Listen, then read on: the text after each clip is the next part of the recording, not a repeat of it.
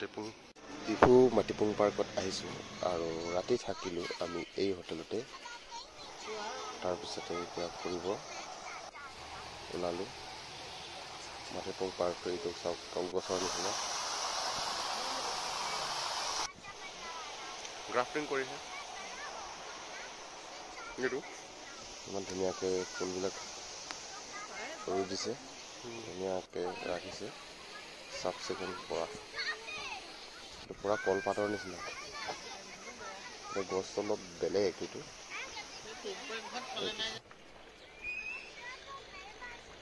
কলা পাথৰ।